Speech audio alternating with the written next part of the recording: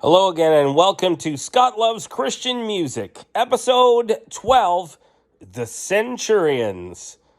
I've always wanted to share about Canadian artists because me being Canadian and getting a chance to meet a bunch of these artists, I wanted to recognize Canadian music, and there will be a lot of them that I want to cover.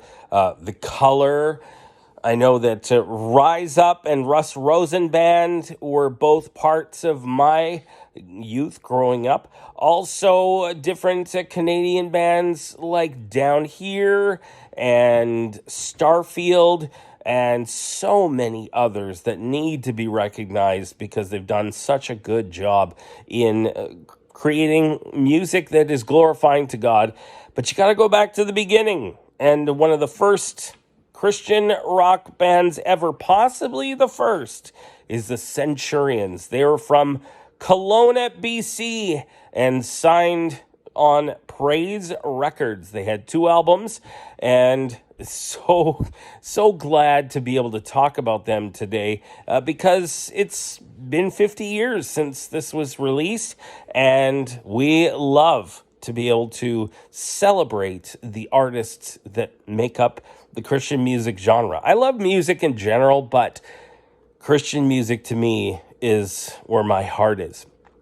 So, 1970 was the first album from the Centurions, and they released another one in 1973.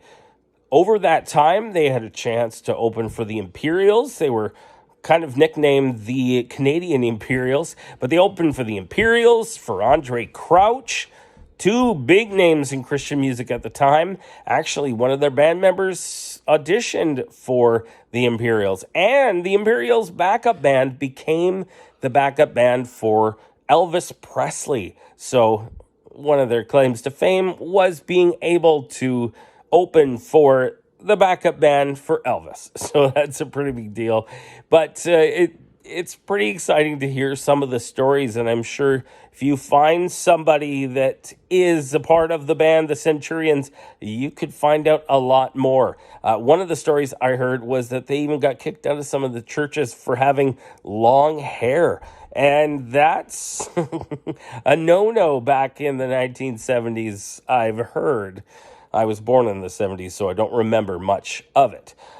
However, it was in 1970s that the song that came up for all mankind is one of the ones that stands out. Also, I have trouble remembering this, but a song that was written for the second album, Jesus Love. Don't remember it.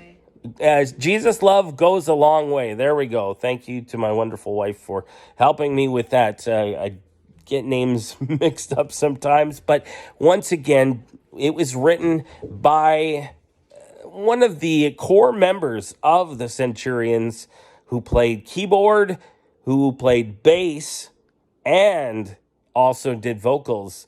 The golden tones of David Kurtz. And when you hear him sing, you're taken to another place. It's just a beautiful voice. I have had a chance to work with him. He did the news for us at a radio station.